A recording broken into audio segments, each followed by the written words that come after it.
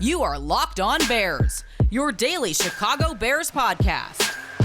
Part of the Locked On Podcast Network, your team every day.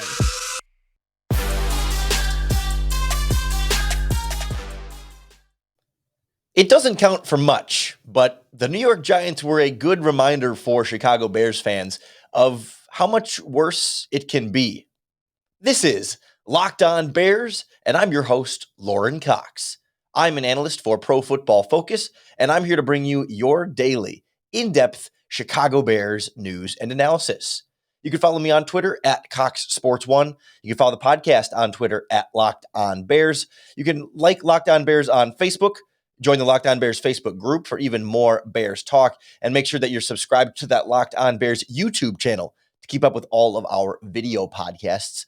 Thanks for making Locked On Bears your first listen today and every day. On the show today, we recap what felt like an easy, kind of run-of-the-mill, impressive win over a bad team, the New York Giants, but one that the Bears were firmly in the driver's seat for. And we'll kind of, partially laugh at the Giants, but also try and appreciate a little bit more of where the Bears are as a franchise, even a franchise that soon will be in transition. It's a slightly different state of transition and of reasons for hope and optimism and direction in the future. It feels a little bit better than where a team like New York might find itself. Then, of course, we got to talk about Robert Quinn officially setting the Chicago Bears single season sack record, hitting that 18 mark, and sort of what his influence has been on the defense and other players out there in particular. And then we'll wrap up with sort of a check-in on something we talked about last week, this idea of playing veteran players versus playing your rookies and your young guys in these late season games. And we'll check in on what Bears opted to do at a few different positions, some in, some out, and some, of course, when you're have a big lead, some younger guys get some opportunities, but some things kind of going both directions here. We'll kind of explore what the Bears did and why they chose to do it here on both sides of the ball. But we have to start with this Giants team because they were just, hilariously bad. There were just moments in this game where you laugh, right? You feel bad. I felt bad for Giants fans.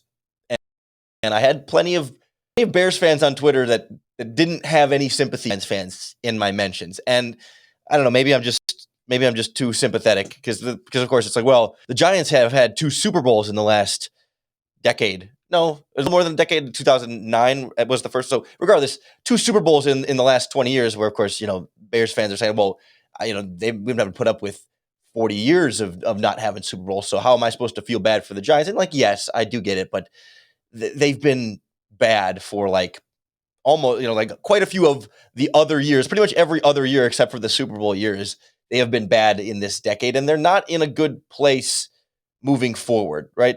And it just helps me feel, it makes me appreciate a little bit more of what the Bears have. Not that the Bears have a lot, right? But that when you see a franchise that has less, it makes you appreciate a little bit more, right? I think it's like the idea, you think of like a parent with a child who's maybe getting kind of spoiled or whatever, and then they take them to a volunteer at a homeless shelter or something, and you show the child, they see how much worse it can be, and then you appreciate what you do have and all this stuff.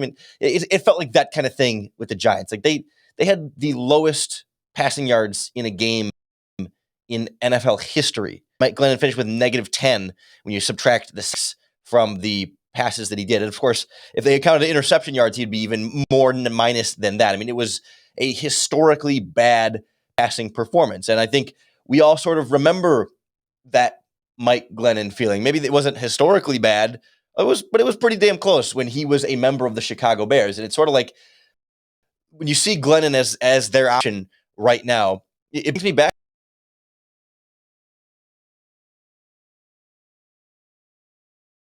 Go 3-13, and I know the Giants have more than 3 wins already, but still, that's where more so the Giants are, and that's also where the Bears were.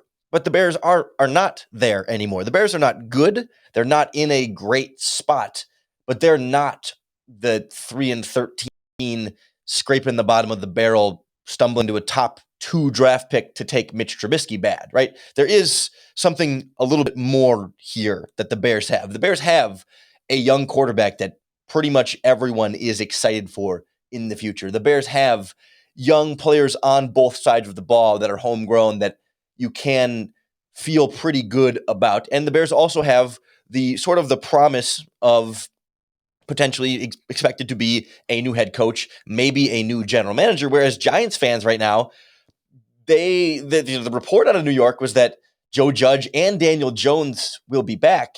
And so they might not, they might be stuck with a head coach they don't believe in. They might be stuck with a quarterback they don't believe in and not in this position to, try and get their Justin Fields. They traded down to specifically avoid taking Justin Fields last year when there was some thought that maybe the Giants could bail on Daniel Jones. Now, they might fire their general manager. There's been a lot of rumors about that, and Dave Gettleman, and maybe the Bears will keep their general manager, right? It's not that everything in New York is awful and not going to change, and everything in Chicago is going to change and going to be better. But, right, it just feels like a little bit – I just feel some of that I feel bad for Giants fans because you watched that game and it felt like the Bears were playing a worse version of themselves, right? Because bad quarterback play, punting on 4th and short at midfield, just the inability to throw the ball really anywhere and all the turnovers and not having a passing game, getting backed up and then having a safety there and just the decisions. And then even more specific things, like they ran Wildcat 10 times with really no rhyme or reason or purpose to it. I guess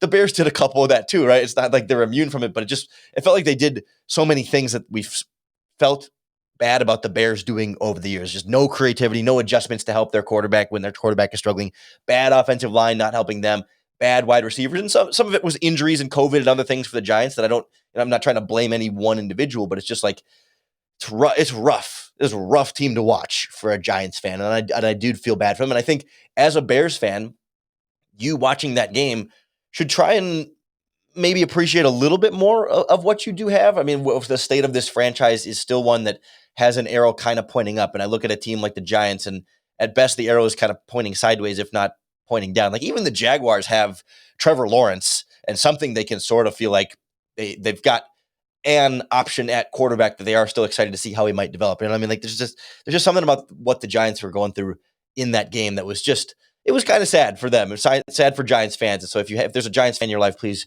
give them a hug and have sympathy for them, and maybe appreciate this one a little bit more, because this is one of those games that didn't matter.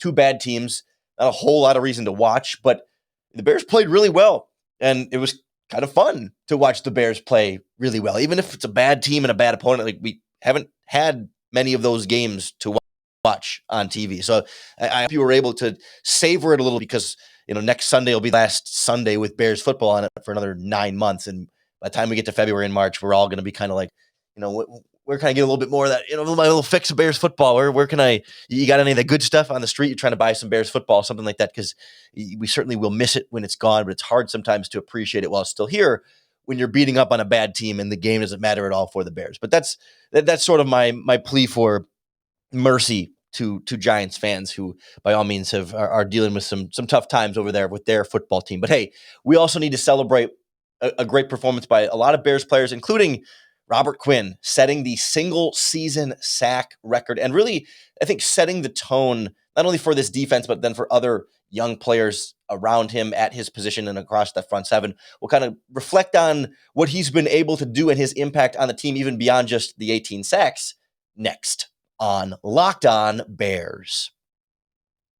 It's the new year, so that means New Year's resolutions. And if yours is about getting fit or eating healthier, any of those personal goals, make sure you include Built Bar in your plan, because they are the world's best tasting protein bar, because they don't taste like other protein bars do. They taste like candy bars.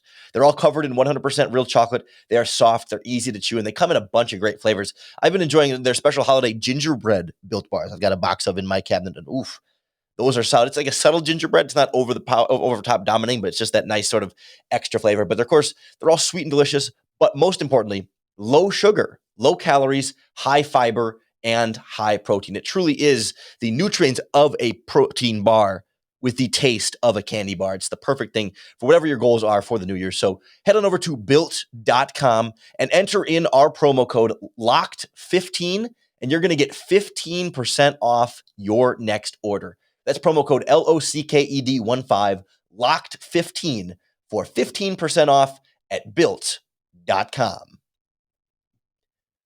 We had a feeling Robert Quinn was going to break the Chicago Bears single season sack record. Just a matter of whether he did it in New York, whether it was next week in Minnesota, or maybe almost the previous week in Seattle if he was coming close to just getting one more in that game, but surpasses Richard Dent and now is firmly ingrained in Chicago Bears history. And I think it's such a kind of a wild, I don't want to say miraculous, maybe that's a little bit of exaggeration, but just the way it's played out for Robert Quinn in Chicago has been remarkable, right? I mean, it's been kind of crazy the way everyone, myself included, I am not immune from this in any way.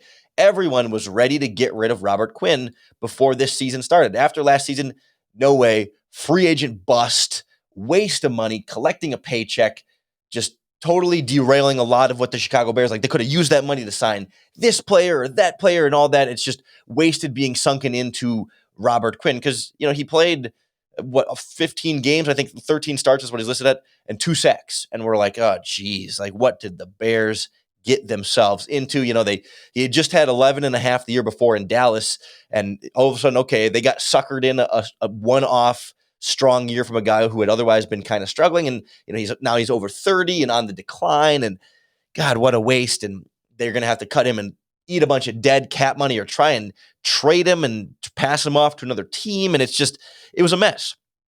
Then he comes into this season and it's like almost, I don't want to say like right away, but I mean, it was pretty early right away. I think, first game he was credited with a half sack, and then, Bengals game, he got there a couple times, Browns game, Lions game, then he was on a run. And it was like for the first half sack in the game, it was like, okay, like good. But fool me once, shame on me, fool me. But then you start getting 4, 5, 6, 7 sacks.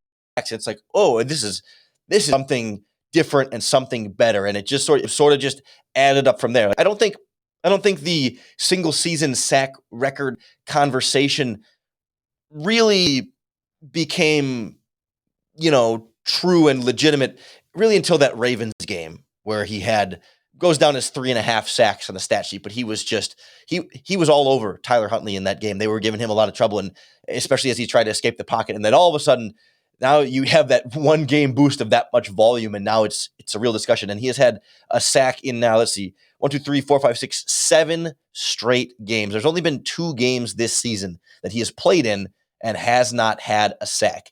Super impressive and really clearly earned this record, right?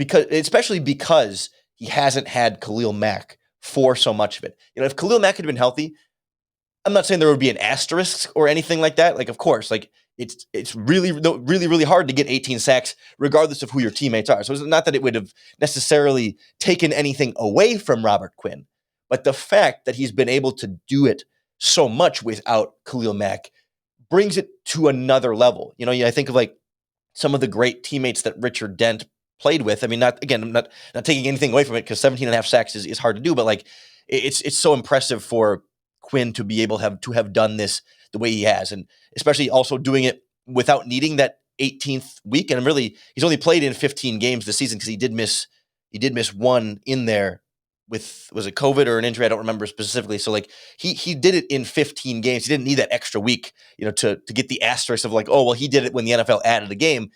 Yes, but he didn't need that extra game to break that record. Obviously, Richard Dent played in fewer games because the league didn't have as many games back then, but like had Robert Quinn set this in 2019 or whatever, right? And we wouldn't be talking about it all that much in that way had it been in any other season. But now because they did add an extra game, all the records change a little bit because everyone will have an extra game to try and set those.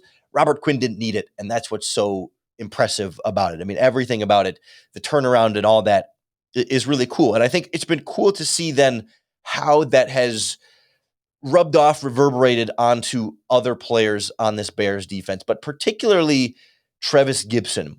And in this game against the Giants, we saw it so clearly. I mean, not only just like obviously stat sheet, Trevis Gipson had 2 strip sacks. Like, of course, like that's where you can obviously point to it and see greatness and rubbing off onto a young, impressionable player. But the way he got the strip sacks, the way he swipes at the ball, I would love to cut up the video of how, when Robert Quinn, the second strip sack in particular of Mike Glennon, when Gibson's coming along, beat the right tackle is coming on the edge, the way he comes in with his hand up purely going to swat at the football because he sees, Glennon either with his hands on it, or maybe he's starting to take his hand off the ball to wind up a little bit. Like, Trevis Gipson was not there to hit Mike Glennon as hard as he can with the hopes of maybe also knocking the ball out, but mainly just trying to hit him hard.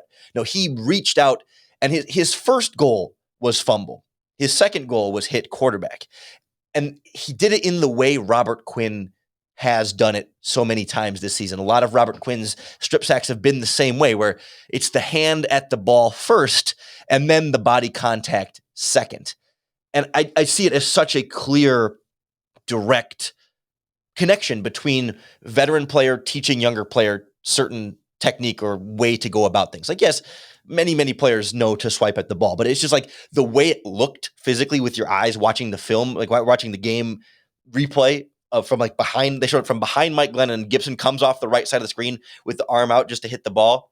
It looked just like Robert Quinn. Like, it really, I would love to put the videos side by side because it was so similar. And I think that's the added benefit you're getting from this record-breaking season from Robert Quinn, is how it's rubbing off on a guy like Trevis Gipson in particular, who's had really a strong season. I mean, he's emerged very clearly as a legitimate, valuable number 3 edge rushing option for sure. And now he's up to, I think, six and a half sacks this season once they sort of add this game in, and they can always kind of go in and readjust it. But he is the Bears' second leader in sacks. He passed Khalil Mack in this game for this season, of course, playing double the games that Khalil Mack has. But regardless, like, Gipson starts to enter this conversation of, could he be someday a starting caliber edge rusher in the NFL, whether it's for the Bears or someone else, right? He's not going to beat out Khalil Mack or Robert Quinn while they're healthy and on this roster and being paid as much money as they are. But like, he's taking those steps forward for a 5th round pick is very impressive. And it does reflect well on Ryan Pace. And honestly, the defensive coaching staff as well, right? I mean, we give Robert Quinn the credit. He's not the only one working with Trevis Gipson, outside linebackers coach, defensive coordinator, quality control. I mean, it's a whole operation to draft the player, find the talent, build him up. His teammates show him, his coaches show him. It's not to leave anybody out of that process, but it's very good to see the type of progress that Trevis Gipson has and how clearly it mirrors Robert Quinn in a record-setting season. So it's a fun thing to celebrate. It's a cool thing to have been able to watch this season. Lord knows I wasn't alive when Richard Dent had his record-breaking season for the Bears, and I'm curious to see what that leaves Robert Quinn coming back to do next year, because he's had a season with 19 sacks in it before, right? This is not brand new territory from him, but given we had 1 year down, 1 year up, seems like there was a lot other things impacting the down year the year before, but he is also now 31 going on 32 and up. Pass rushers don't tend to get better at that age, right? It's just a matter of holding steady and maybe eventually sort of declining. And so it's going to be kind of interesting to see how the Bears handle that with Mack and Quinn, maybe depending on who the head coach is, who the defensive coordinator is, who the general manager is. A lot of those questions still in the near future for the Chicago Bears. And I'm curious if some of the decisions we've seen personnel-wise might be an indication one way or another in terms of when they're playing veterans and where they're playing veterans as opposed to where they're playing rookies. We'll kind of check in at a few of those key positions we started talking about a little bit last week next on Locked On Bears. All right, Bears fans, I want to tell you about an incredible app for pretty much anybody who ever drives a car. It's called Get Upside. And listeners of this podcast can get up to 25 cents per gallon of gas cash back every time you fill up just for using the Get Upside app. It's a free app in the App Store, Google Play, whatever kind of smartphone you have. Just search the words Get Upside. And then when you go and fill up your first tank, you're going to get up to 50 cents per gallon cash back on the first tank if you enter in our promo code touchdown, but every other fill up is going to be up to 25 cents cash back per gallon. Some people who drive a lot are making as much as $200 to $300 a month in cash back, and there's no catch, right? The cash back gets added right into your Get Upside account, and then you can cash out at any time. You can directly link your bank account and have it just go right into your account, or you can cash out via PayPal, or they'll even do like e-gift cards to Amazon and other brands online. So download the free Get Upside app, use our promo code touchdown to get up to 50 cents per gallon cash back on your first tank. That is promo code touchdown in the Get Upside app. I want to see the Chicago Bears go for upside late in this season.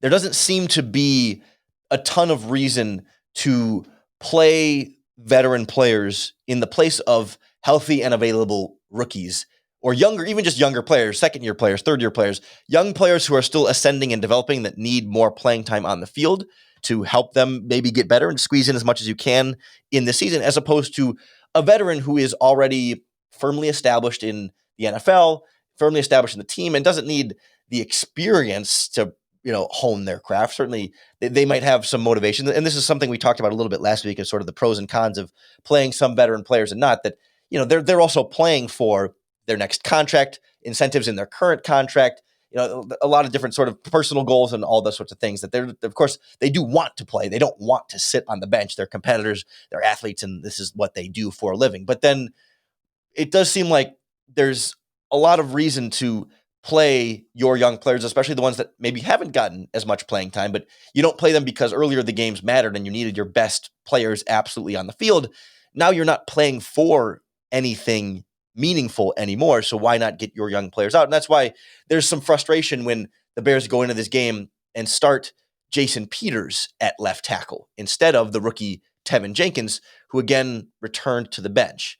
Jason Peters is 38, 39 years old.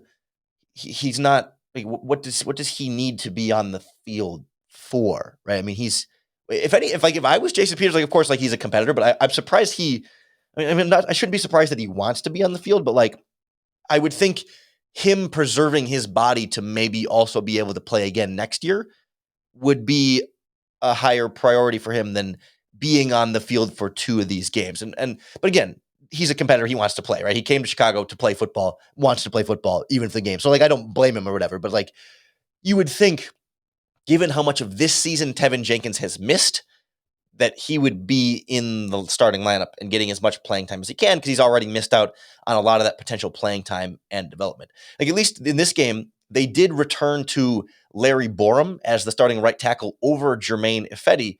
And that's partially why I'm confused why they didn't then do the same thing for Tevin Jenkins, because Ifedi was active in this game, and I believe he appeared on special teams. I don't have snap counts, aren't made available right away after the game. It takes time for them to actually go through and count them, but they were fine starting the rookie 5th round pick at right tackle over a veteran, but not the rookie 2nd round pick that they traded up for at left tackle over a veteran. And I'm not sure exactly why. I think you can make the argument that Larry Borum is already a better right tackle for the Bears right now than what Germain Ifedi is at right tackle. But Germain Ifedi was a captain last week and started over Larry Borum last week when both players were healthy. And Borum ended up filling in at left tackle when Tevin Jenkins got hurt. And of course, the Jenkins injury situation is also could have been perhaps a factor into why he didn't start at left tackle, but he did also play. He did make appearances on special teams in this game. So he wasn't so injured to not see the field at all. He was not inactive. He was an active player. So I don't know. It's a respect thing for Jason Peters, and I get that, but he was signed to a 1-year deal. He's a mercenary, right? I mean, they brought him in he's a ringer. They brought in at the end. He's not been, a play. They don't have other loyalty to Jason Peters. They could cut him, and what real consequence would there be, right? It speaks to this bigger question of starting the veterans versus the rookies. And I believe it was Brad Spielberger, friend of the show, PFF_Brad on Twitter. I'm pretty sure it was either him or Jonathan Wood, two of the best, absolute best follows on Bears Twitter. Follow both of them if you do not already. Jonathan Wood and Brad Spielberger. But I'm pretty sure it was Brad who made the point a couple of days ago, or maybe it was last week, that if from a Ryan Pace perspective, starting your veteran players like Dalton and like Peters shows other veterans that might want to sign in Chicago that, hey, if you come here as a free agent and sign, we will give you playing time. We're not going to just give the rookies time. That if you come here, play well, and earn it, you will get that playing time. And Brad was saying that maybe that's an indication that Ryan Pace feels like his job is safe. So that he's sending a message to other veteran free agents in anticipation of needing to still be the GM to sign veteran free agents this offseason, as opposed to playing his rookies and kind of discarding the veterans. And maybe it does rub Jason Peters the wrong way if he's benched. I would bet it rubs Germain Ifedi the wrong way right now that he was benched for this game in lieu of Larry Borum. There's always some of that sort of back and forth there, but it just doesn't seem like what's in the best interest of the Chicago Bears long term is not playing the veterans. It would seem like that is playing the rookies. Because then, like, defensively, right, Thomas Graham, the rookie cornerback, wasn't out there in the first drive. It was the starters were Jalen Johnson and Artie Burns on the outside, and then Marquis Christian played the slot. Eventually, Thomas Graham was rotating in, mostly in the slot, and it was Burns and Johnson pretty much full-time outside. Again, I haven't seen the full snap counts yet, but just sort of eyeballing it, watching it live, that's what it looked like. And so, Graham was getting some playing time in there. I would have liked to see him on the field for every snap at this point, but we talked about this a little bit last week too in the veteran versus rookie debate, that the players I want to play late in the season, it's not purely young players and rookies, but it's specifically the players I still need to learn more about as a scout, as a general manager, as a head coach, whatever position I'm in the organization. I want to use this playing time to learn more about the players that I feel like I still want to learn more about. Typically, that's rookies and young players. They're still young. They don't have a lot of experience. And I want to see them on the field so I can see how they respond to certain situations, see how they grow and develop, so I can have a better understanding of where they are in their career. I can see where maybe Artie Burns is still a player the Bears want to see more from, to see whether he's someone they want to bring back next year. Same thing for Marquis Christian in the slot. And so that becomes a little bit more of a complicated decision of like, okay, do you play Graham because you want to see more of the rookie, or do you play Burns because you want the rookie back? You don't know whether you want Burns back yet because he's had some good moments, some ups and downs. Let's see a couple more games to see if he's a player that should be brought back as part of a competition. That I'm a little bit more okay with. I can accept that. I give them the benefit of the doubt there. Jason Peters is not a player the Bears need to see any more from, right? I mean, I'm not going to go back through it again, but like, that's where the difference lies for me. Or like, how about this? A running back, right?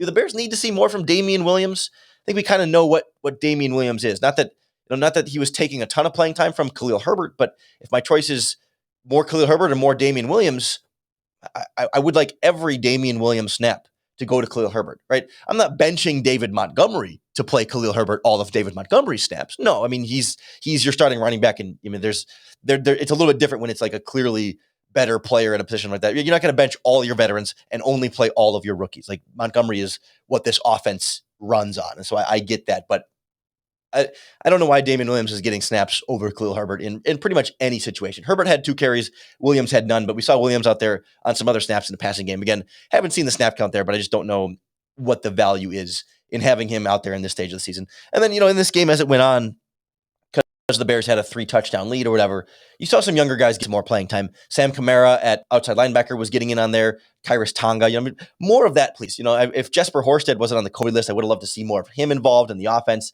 I mean, there's not that there's a ton of like young guys sitting around twiddling their thumbs and not getting much playing time, but still, would have liked to see as much of that as possible, especially in the blood. We were still seeing, Bruce Irvin at outside linebacker getting some playing time there. And I mean, Bruce Irvin is also like 33, 34, like Jason Peters. Like what does he need to be on the field for, other than if you just need somebody to give Robert Quinn a breather or whatever it is? But like, give me as much Kamara and Gibson for as much of that game as possible, because those are the young guys I want to develop and want to see more from.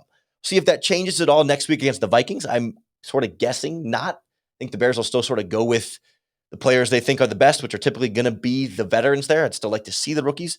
However they're going to handle it, you can be sure we'll keep a close eye on it right here on the Locked On Bears podcast. So make sure that you're subscribed wherever you listen to this podcast, or if you watch along the YouTube channel. Really appreciate everyone who's been following along, liking and commenting on those. Just keeping up with all of our daily in-depth Chicago Bears news and analysis. Thank you for making Locked On Bears your first listen today and every day. If you're looking for even more, you're looking for your second listen, something along those lines, Locked On NFL is our national NFL show with our rotating group of hosts. Locked On Bets has all of your sports betting needs. Even Locked On NFL Draft still going strong if you want to peek ahead a little bit to the offseason and draft season. Plenty more goodies for you here on the Locked On Podcast Network. Plenty more goodies coming for you this week. We're going to have to, at some point here, really sit down with Ryan Pace's resume and have the conversation again. Pros and cons. Should they fire him? Should they not? Because we still see some factions of Bears fans really firmly on both sides of that debate. And we can kind of go through and get a sense of where this general manager might be. All that and more. Plus, we'll get ready for the Vikings game later this week and so much more. So I hope, even as the Chicago Bears don't have a lot of meaning, not a lot to play for, football games are running out. And I mean, sometimes it can still be kind of disappointing, but either way, I hope the Locked On Bears podcast makes it a little bit easier for you to bear down.